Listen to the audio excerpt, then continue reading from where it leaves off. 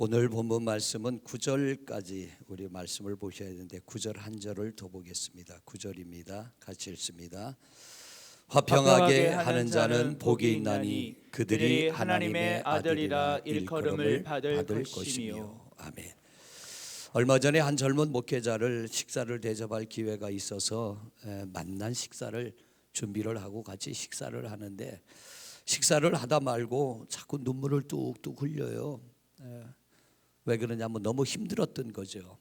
그냥 같이 얼굴 보고 밥 한 끼 먹자고 만났는데 그래서 또 좋은 식당, 좋은 음식을 준비해서 맛있게 먹자고 했는데 눈물을 뚝뚝 흘리는데 저도 못 먹고 그 목사님도 못 먹고 밥값만 내고 그냥 나왔어요. 물론 힘든 게 있었겠지만 왜 하필 그 식사 시간에 그게 생각났을까? 여러분, 예배 시간에는 세상 것 다 잃어버리시고 오늘도 하나님이 우리에게 영적 맛있는 음식을 주실 텐데 맛있게 아멘으로 받아 먹으시고 새 힘을 얻으시기를 축복합니다. 오늘도 만나게 드시기를 바랍니다. 옆에 분하고 한번 인사해. 맛있게 먹읍시다. 할렐루야. 맛있게 드시다 보면 영육간에 강건해지고 오늘 제목이 뭐예요? 행복입니다. 여러분 행복하세요? 이쪽 동네는 좀 행복한 것 같은데 이쪽 동네는 조금 덜한 것 같아. 오늘 말씀을 잘 들으시고 행복은 어디서 뚝 떨어지는 게 아니에요. 행복은 노력해야 됩니다. 애써야 됩니다. 만들어 가야 됩니다. 되는 대로 살아도 안 되고요. 그저 부닥치는 대로 살아도 안 되고요. 행복의 길로 나 자신을 몰아가야 돼요. 그러면 우리가 행복을 누리게 될 줄로 믿습니다. 전 세계 가장 수준 높은 대학 그러면 어느 대학이에요? 서울대학.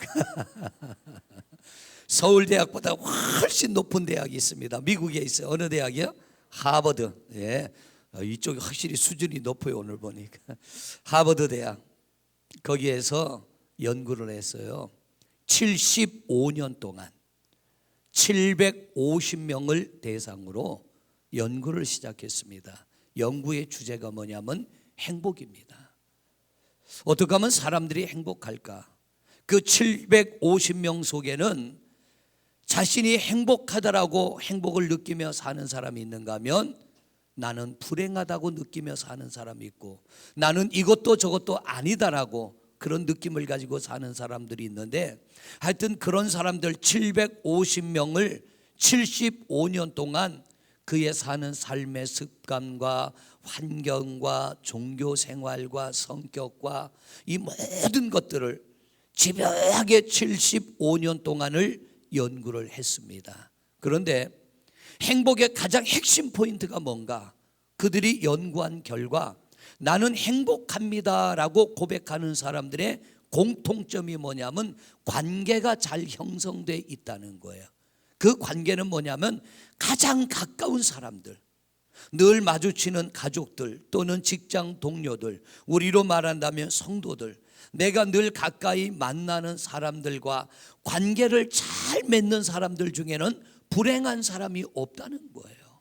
그런데 불행하다는 사람들, 나는 행복하지 않아요, 나는 불행합니다, 이런 사람들의 공통점이 뭐냐면 관계가 다 깨어져 있다는 거예요.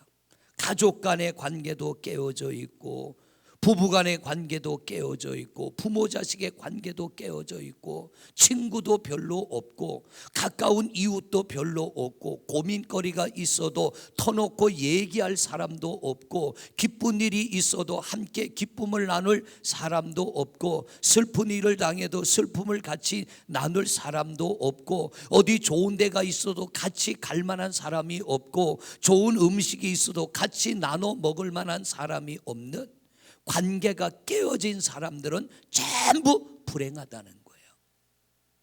그럼 왜 그런가를 또 연구를 한 거예요. 왜 관계가 행복과 불행의 중요한 포인트가 되는가를 또 연구를 했습니다.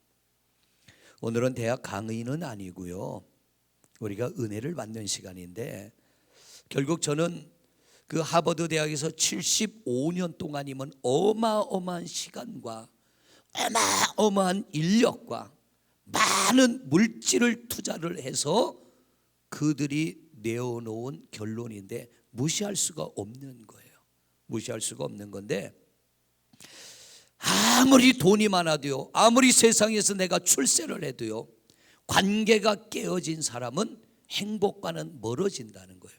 반대로 가진 것이 없고 사회적으로 출세하지 못하고 내가 남들에게 나설 때에 나설 만한 뭐가 없고 그야말로 미천한 인생을 살아가도요, 가까운 사람들과의 관계를 잘 맺은 사람은 행복한 거예요.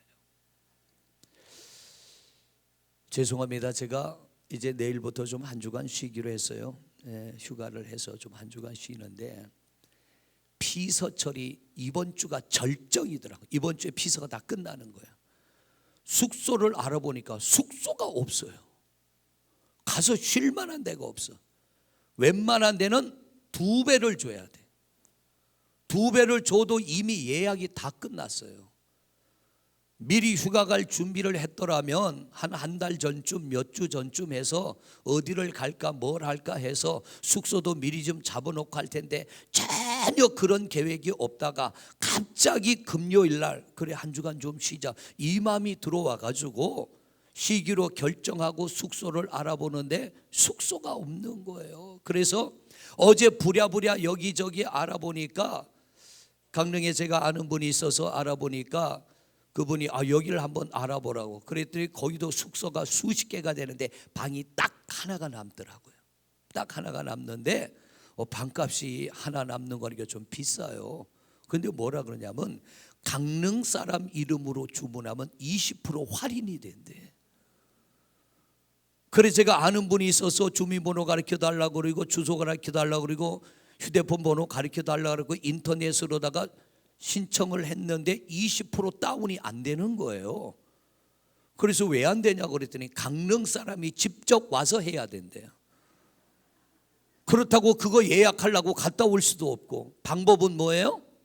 거기 있는 사람한테 전화를 했어요. 이만해서 내가 휴가 가려고 하는데 거기 숙소에 강릉 사람이 가면 20% 깎아준다니까 어떻게 좀 해주겠냐. 목사님 아무 걱정하지 마세요. 제가 얼른 쫓아가서 할게요. 그들이 그 더운데 쫓아가가지고 방을 확인을 하고 본인이 대금도 결제를 다 하고 그리고 계좌번호 보냈더라고요. 숙박비 다 결제하고 20% 깎아놓고 방 확인하고, 목사님 방이 너무 좋으니까 편하게 쉴 수 있을 것 같아요. 자, 왜 이 말씀 드리냐면 관계라는 거죠. 좋은 관계가 아니라면 목사님 나 바빠요, 지금 거기 갈 시간 없어요, 이럴 거 아니에요. 관계가 되니까 하던 일 멈추고, 날씨 얼마나 더워요, 차도 없어요, 그냥 쫓아간 거예요. 바로 쫓아가서 시간이 지나면 이 방마저도 없어지니까, 다른 사람 예약하면 없어지니까 쫓아가서 다 예약을 하고 다 방값까지 지불을 하고 행복한 거예요. 깨어지지 않은 관계는 행복을 얻습니다. 깨어진 관계는 스트레스를 받아. 예를 들어 제가 이만저만해서 강릉 사람 계약을 하면 20% 깎아준다니까 좀 해줄 수 있냐고, 목사님 저 바빠요 이랬을 때는 스트레스 받는 거예요. 그럼 내가 가야 돼? 그걸로 끝나지 않아요. 내가 전에 그렇게 잘해줬는데 이런 것 좀 하나 안 들어줘? 이렇게 되어지면서 스트레스가 되어지는 거. 여러분, 오늘 말씀을 잘 들으시면서 깨어진 관계가 있다면 회복되시기를 바라고요. 할렐루야. 특별히 가정에서 부부간에, 가족 간의 관계가 아주 좋은 관계로 회복을 시키시길 바랍니다. 친구와도 성도들과도 이 관계가 회복되면 행복해질 수 있다는 거예요. 오늘 성경도 우리에게 그걸 말하고 있는 겁니다. 여행을 갑니다. 왼수 같은 사람하고 가면 재미있을까요? 재미없을까요? 생각만 해도 머리가 지근지근 아프고 머리가 터질 것만 같고 무슨 핑계를 대고 안 갈까, 이것부터 생각하게 돼요. 맛있는 음식을 먹으러 가야 돼요.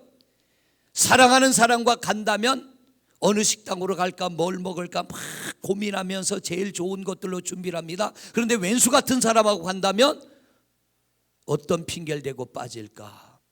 아무리 좋은 여행지를 가도 관계가 좋지 않은 사람하고 가면은 출발하기 전부터 스트레스고요. 음식도 그래요. 관계가 좋지 않은 사람하고 음식을 먹으면 먹다가도 체해버려요. 또 걸려갖고 더 이상 안 넘어가. 차라리 안 먹은만 못한 거예요. 관계라고 하는 것은 우리의 행복과 직결이 되어지더라고요. 이 좋은 관계를 맺어야 되고, 우리가 좋은 관계 속에서 행복한 삶을 살아가야 되는데, 사람과의 관계를 잘 맺어야 되는데, 특별히 여러분들이 관계를 잘 맺어야 될 사람은 멀리 있는 사람이 아니에요. 가까이 있는 사람, 매일 마주치는 사람. 저도 매일 우리 집사람하고 그저 매일 같이 사는데 관계가 깨어진다면 아마 집이 싫어질 것 같아요. 퇴근 시간만 되면 두려워지고 진땀이 나고 어떡하려나. 그런데 관계가 좋으면 빨리 가고 싶어지는 거예요. 빨리 만나고 싶어지는 거예요. 하버드 대학에서 75년 동안 750명을 대상으로 연구한 결과 관계가 왜 중요한가를 몇 가지로 그들이 결론을 내렸습니다. 관계가 왜 중요한가? 첫째로, 사람과의 관계는 그 사람의 질을 결정짓는 가장 중요한 핵심 요소다. 삶에도 질이 있습니다. 그런데 관계가 그 삶의 질을 결정짓는 아주 중요한 요소라는 거예요. 예를 들어 부부간의 관계가 좋으면 삶의 질이 높아집니다. 그런데 부부간의 관계가 좋지 않으면 삶의 질이 떨어질 수밖에 없어요. 말도 질이 떨어질 수밖에 없고요, 행복도도 질이 떨어질 수밖에 없고요, 모든 게 수준 이하로 내려가 버리고 맙니다. 그런데 관계가 좋으면 질이 올라가는 거예요. 수준 높은 삶을 살고 남들이 느끼지 못하는 행복과 평안함을 느낄 수 있다는 거예요. 관계를 잘 맺지 못하면요, 왜 불행하냐면 관계를 잘 맺지 못하면 뇌가 망가진대요. 그게 연구 결과예요. 왜 관계를 맺지 못하면 행복하지 못하는가를 하버드 대학에서 연구했는데, 그러니까 그 사람들의 외적인 상황뿐만 아니라 깨어진 관계가 우리에게 어떤 영향을 미치는가, 인간의 육체에 어떤 영향을 미치는가를 연구를 했는데, 관계가 깨어지면, 가정에서, 특별히 가정에서 가족 관계가 깨어지면 뇌가 제일 먼저 망가진답니다. 그래서 정상적인 기능이 안 된다는 거예요. 아무리 내 몸이 정상이라도 뇌가 망가지면 정상인 몸이 쓸모가 없어요. 반대로 몸이 좀 어디 한 군데가 불편하고 내가 살기가 힘들고 장애를 입어도 내 기능이 건강하고 정상이면 그 장애를 이겨나갑니다. 삶의 환경이 어려워도요, 정신적인 이 멘탈이 건강하면 그 모든 것들을 극복해 나갑니다. 근데 멘탈이 붕괴되면, 이 정신력이 붕괴가 돼버리면 이길 수 없는 거예요. 스스로 무너지고 실족해버리고 마는 겁니다. 어떻게 하면 우리 정신력이 건강해지는가? 물론 이것저것 많은 것들을 배워야 되지만 가장 중요한 것은요, 관계가 원만해지면 멘탈이, 이 정신이 건강해진다는 거예요. 스트레스 받으면 가장 먼저 망가지는 게 뇌 기능입니다. 뇌가 서서히 망가지기 시작해요. 관계를 잘 맺지 못하면요, 사람이 고독해진다는 거예요. 외로워진다는 거예요. 말할 사람 없어요. 같이 여행할 사람도 없어요. 같이 밥도 한 끼 먹을 사람 없어요. 고민되는 거 어디 털어놓을 데도 없어요. 어제는 아내하고 오후에 좀 시간을 내서 집을 좀 정리해서, 왜냐하면 일주일을 비워야 되니까. 어떤 분이 그러더라고요.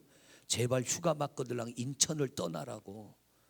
인천에 있으면 그건 휴가가 아니라고. 그래서 여름철이니까 이것저것 두면은 상하고 하니까 여기저기 구석구석 다 끌어내서 갖다 버렸습니다. 아마 그러지 않고 갔다면 마음이 찝찝할 거예요. 청소를 다 끝내니까 아내가 여보 나 마음이 너무 편안해 그러더라고요. 저도 너무 편해요. 버릴 때가 있으니까. 내 마음의 근심과 고민과 염려를 버릴 때가 있어서 이웃에게 털어놓고 버려버릴 때 우리는 짐을 덜어버리는 겁니다. 마치 내 집안에 있는 쓰레기와 오물들을 갖다 내다 버리면 내 마음이 시원하고 상쾌해지는 것처럼 마음속에 있는 고민거리도 내다 버릴 곳이 있어야 되는데 관계가 되지 않으면 내버릴 수가 없는 거예요. 여러분들의 가족관계가 자식이 부모에게 고민을 털어놓을 수 있는 관계가 된다면 그 자식은 행복합니다. 그런데 우리 부모님한테 이 얘기했다가 나는 맞아 죽어. 이 자식은 불행한 거예요. 부모가 자식을 불행하게 만드는 거예요.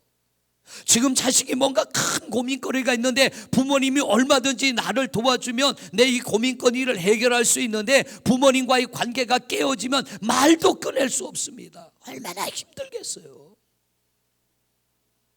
우리 가족 간의 관계, 가까운 사람들과의 관계를 잘 맺어서 여러분의 삶의 질이 높아지시기를 바랍니다. 할렐루야. 부부간에도요 관계가 좋아지면 뭐든지 이야기할 수 있잖아요. 근데 관계가 깨지면 자꾸 숨겨야 돼. 자꾸 감춰야 돼. 두 번째로 친구의 숫자나 가족의 숫자가 중요한 게 아니라 관계의 질이 중요하다는 거예요. 친구가 많아서 행복한 게 아니라는 얘기예요. 가족이 많아서 행복한 게 아니라는 거예요. 단 두 사람뿐이라도, 남편과 아내 두 사람뿐이라도 이 두 사람의 관계의 질이 높으면 그들은 행복하다는 거예요. 그런데 가족이 많고 이웃이 많고 친구가 많아도 이 관계가 원만하지 않으면 불행하다는 겁니다. 짐이 된다는 거예요. 스트레스가 된다는 거예요.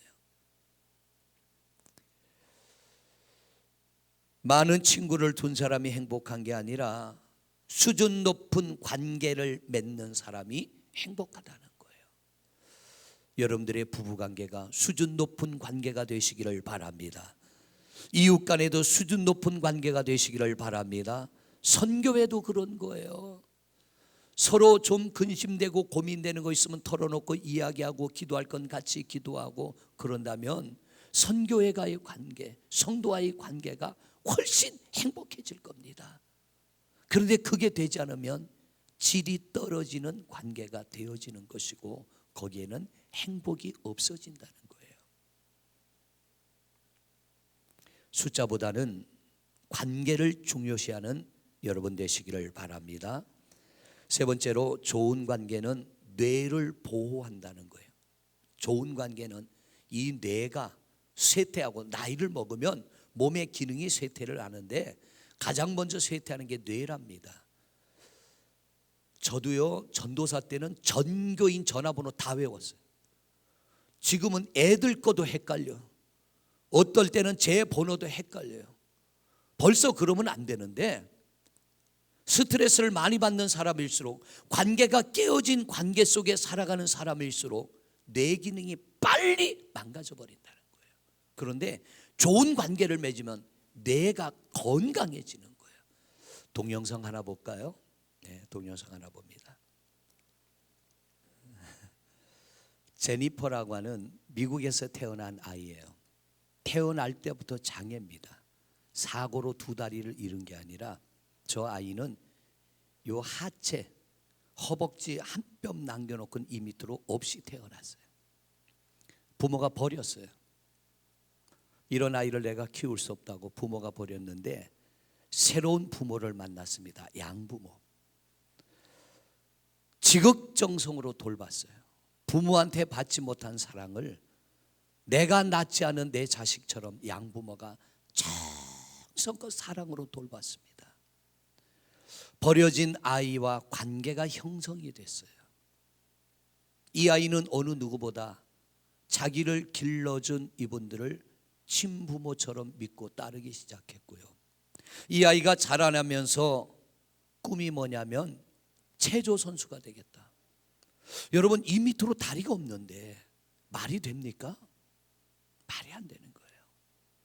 예, 그건 정상적인 사람도 할 수 없는데 너는 두 다리가 없는데 어떻게 네가 체조 선수를 할 수 있겠니? 아마 제가 부모라도 그런 말을 했을 것 같아요. 그런데 이 제니퍼를 데려다 기른 양부모는 너는 할 수 있어. 너는 할 수 있어. 그리고 다리가 없는 아이를 업어서 체조를 가르치는 선생님한테 데리고 갔어요. 이 아이가 체조 선수가 되겠다고 합니다. 그랬더니 코치가 뭐라고 그래요? 말도 안 되는 얘기 하지 마세요. 두 다리가 멀쩡한 사람도 할 수 없는데 어떻게 다리 없는 아이가 체조 선수랍니까? 그런데 이 아이의 꿈이 다리는 없지만 체조 선수가 되겠다고 하니까 이 아이의 꿈을 꺾을 수 없어서 양부모가 마당에다가 트램플린을 설치해 놓고 애들 말하는 방방이 그걸 설치해 놓고 거기서 뛰게 하는 거예요. 거기서부터 부모가 가르치기 시작하는 거예요.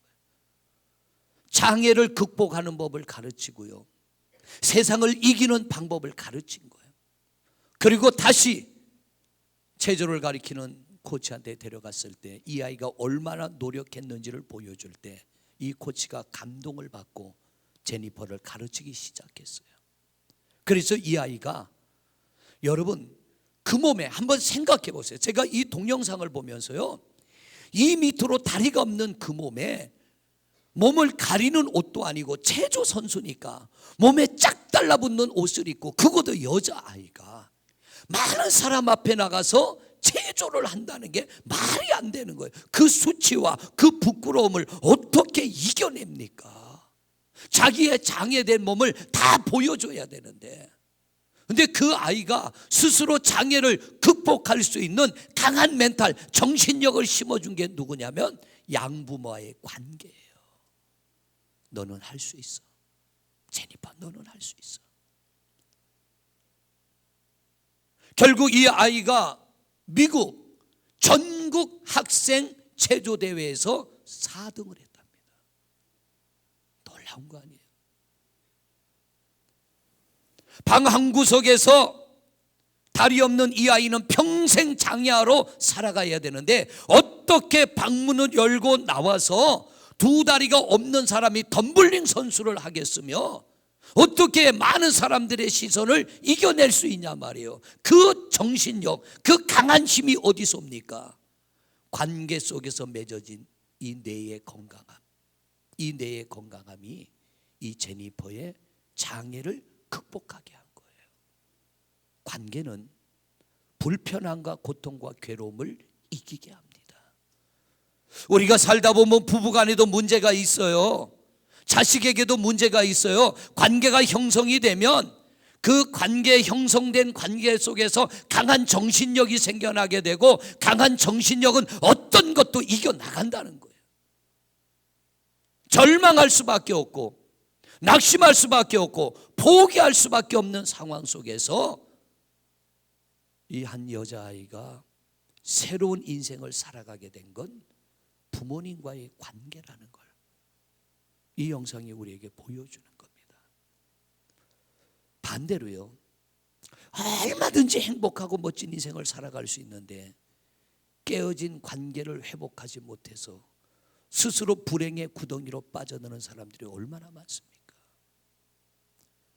제주도에서 일어난 살인사건을 기억하세요? 큰 부잣집 딸이에요. 이제 재판이 앞으로 진행되겠지만 전 남편, 이혼하고 새 남편하고 결혼을 했는데 전 남편을 아주 잔인하게 죽여서 온몸을 다 분해를 해가지고 어디다 버렸는지 몰라요. 그 부모는 큰 부자라는 거 많이 배웠습니다. 좋은 조건입니다. 좋은 여건입니다. 문제는 뭐예요? 멘탈이 붕괴가 된 거예요. 정신이 무너져 버린 거예요. 하버드 대학에서 연구한 결과가 뭐냐면 관계가 형성이 되면 뇌 기능이 건강해진다는 거예요. 이겨나간다는 겁니다. 극복한다는 겁니다. 그러기 위해서 우리가 해야 될 게 있어요. 좋은 관계를 맺으려면 어떻게 해야 되느냐? 여러분, 관계를 잘 맺으려면, 나와 가까운 사람과 관계를 잘 맺으려면 인정해 주시기를 바랍니다. 할렐루야. 인정해 주세요. 오늘 등록한 분들이 앞으로 이제 결혼을 앞두고 있죠. 예, 행복한 가정 이루시기를 바랍니다. 오늘 잘 오셨어요. 행복은 어디서 오느냐면 관계를 잘 맺어야 돼. 그 관계를 잘 맺는 첫 번째 비결이 뭐냐면 인정해 주는 거. 그 인정해 주는 게 뭐냐면 서로 맞지 않는 거, 틀린 것과 다른 것은 다릅니다. 예를 들자면 이거예요. 제가 이제 강릉으로 휴가를 갈 겁니다. 길이 두 개가 있어요. 양양으로 새로 난 고속도로로 갈 수 있고 영동 고속도로로 갈 수 있습니다. 근데 제 아내하고 제가 운전하고 가는데, 아내는 영동 고속도로로 갈 줄 알았는데 제가 양양 고속도로로 가면 가만히 있을까요? 한마디 할까요? 여러분 생각에 아마 한마디 할게요. 여보 왜 글로 가? 이러진 않고 여보 이 길이 아니잖아. 그런데 그게 틀린 게 아니라 다른 길로 가는 거예요. 가면은 어떻게 해요?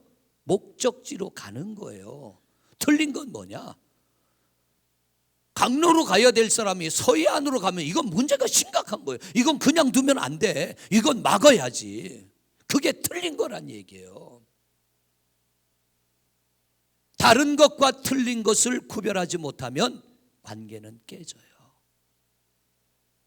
틀린 것과 다른 것을 인정하고 우리가 다른 것이라면 맞추면 되는 겁니다. 여러분, 관계가 맞지 않을 때는요, 우리가 이 관계를, 좋은 관계를 맺으려면 인정해 주세요. 당신 왜 그래? 그러지 말고, 아, 저게 저 사람이 사는 방식인가 보다. 저게 저분의 식사하는 방식인가 보다. 인정해 주고 관계가 회복되면 이게 언젠가는 맞아져요. 근데 틀렸다라고 할 때는 이거는 맞아질 수가 없는 것. 첫째 뭐 하라고요? 인정해 주십시오. 기도도 보면 소리치며 기도하는 걸 좋아하는 성도가 있고요, 조용히 기도하는 걸 좋아하는 성도가 있어요. 인정하는 겁니다. 두 번째, 받아주는 겁니다. 제가 성도님들에게 가끔 그런 말 하죠. 죽고 사는 문제 아니면 넘어가자 그러잖아요. 죽고 사는 문제 아니면 그냥 넘어갑시다. 받아주는 거예요. 가정에서 가족들 간의 문제가 일어나는데 이게 그리 심각한 문제가 아니라면 그냥 받아주고 좀 넘어가자는 거예요. 교회 안에서도 별것 아니면, 사소한 거면 아유 그럴 수 있지 뭐, 그건 그 권사님 취향이야, 그분의 생각이야, 그분의 판단이야, 그럴 수 있지 뭐 하고 우리가 넘어갈 수 있는 거예요. 심각하게 문제가 되는 거 아니라면 받아줄 줄 아는 여유로움이 좋은 관계를 만들어가게 될 것이고, 그 좋은 관계 속에는 행복이 만들어지게 되는 줄로 믿습니다. 세 번째로 이해하는 겁니다. 이해하는 거. 제가 또 자주 쓰는 말 중에 하나가 뭐냐면 내가 기준 되지 말자. 이 말을 자주, 내가 기준 되지 말자. 내 생각이 기준 되지 말고, 어디서든 교회에서도 내가 항상 옳습니다가 아니라 목사도 틀릴 때가 있어요. 그럴 땐 틀림을 인정하는 겁니다. 가정에서도요, 내가 가장이야, 내가 옳아, 나대로 내가 원하는 대로 해, 이게 아니고, 요즘에는 제 아내가 안 그런데 아내가 요즘에는 더위를 많이 타요. 어떨 땐 에어컨을 틀면 저는 자는데 한기를 느껴요. 그러면 딴방에 가서 자야 할까요? 이불 덮고 자면 될까? 이불 하나 덮고 자면 돼요. 나는 당신하고 못 자겠어. 그리고 이불 들고 딴방으로 가버린다면 이건 관계가 깨지는 거야. 이불 하나 덮고 그래도 부부가 같이 나란히 잠잘 때 관계가 형성되는 거 아니겠습니까? 얼마든지 우리는 관계를 만들어 나갈 수 있는 방법이 있는데요, 내 고집대로 살리니까 관계가 형성이 안 돼 버려요. 오늘 전신 메뉴가 뭔지는 모르겠어요. 이거 왜 이렇게 짜? 이러지 말고 슬그머니 물 한 컵 갖다 붓고 드세요. 아주 맛있을 겁니다. 여러분, 이해하고 받아줄 때에 관계는 훨씬 더 좋아지게 될 것이며, 여러분들이 지금보다 훨씬 더 행복해지게 될 줄로 믿습니다. 네 번째로, 주장하지 마세요. 주장.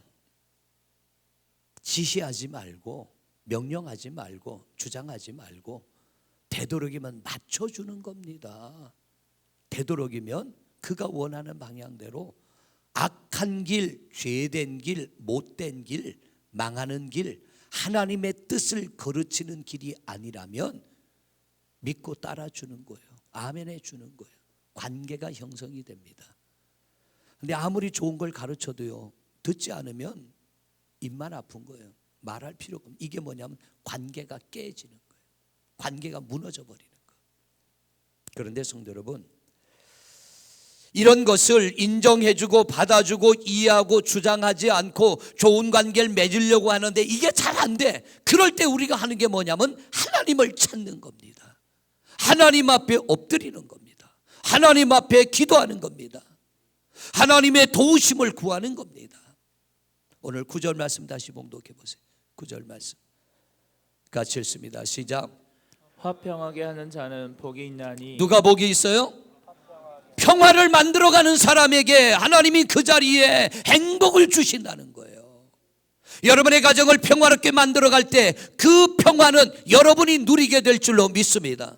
내 가정을 행복하게 만들 때 많은 것들을 포기해야 되고, 우리가 많은 것들을 양보해야 되고, 또 많은 것들을 받아줘야 되는데 그렇게 하기에는 우리 자신이 너무 힘들어. 그러나 하나님 앞에 엎드려, 하나님, 화평케 하는 자가 복이 있다 하였으니 내가 화평케 하는 자가 되기를 원합니다. 하나님, 화평케 할 수 있는 힘을 주세요. 화평케 할 수 있는 은혜를 주세요. 하나님의 말씀에 순종하고자 하는 자에게 힘을 더하여 주실 줄로 믿습니다. 그럴 때 행복이 찾아오는 거예요. 몸도 마음도 정신도 건강해지게 되는 겁니다. 이게 안 되잖아요.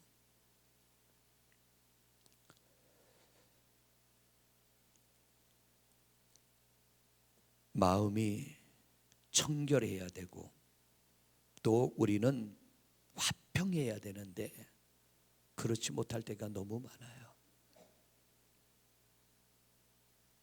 우리는 좀 더 수준 높은 생활, 질이 높은 관계, 또 수준 높은 은혜와 행복을 누릴 수 있습니다.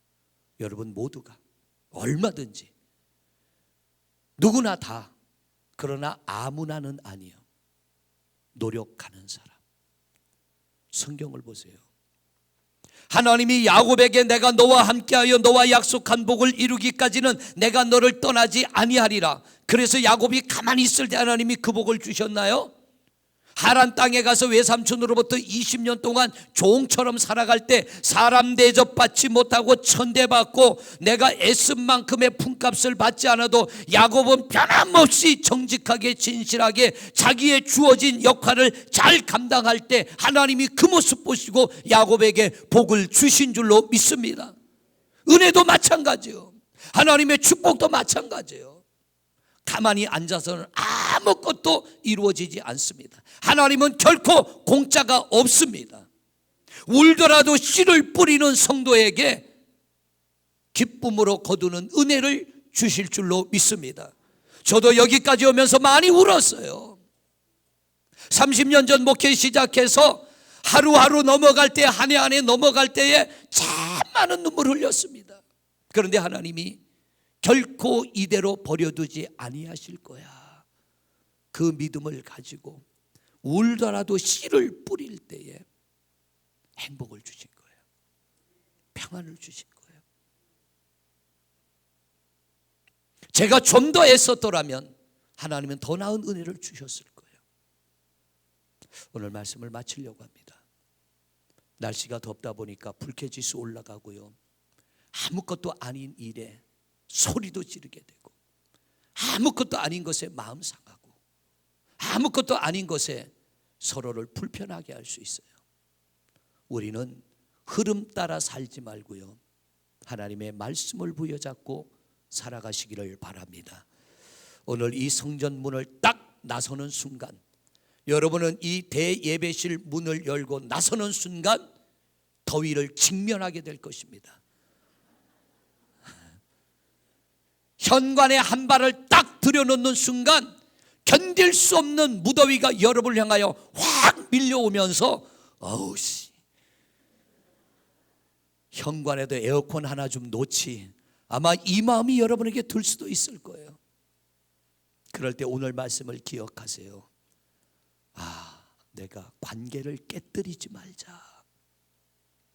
하나님과의 관계를 깨뜨리지 말고 가까운 내 이웃 가족과의 관계를 깨뜨리지 말고 수준 높은 관계를 유지할 때 수준 높은 행복을 내가 누리리라.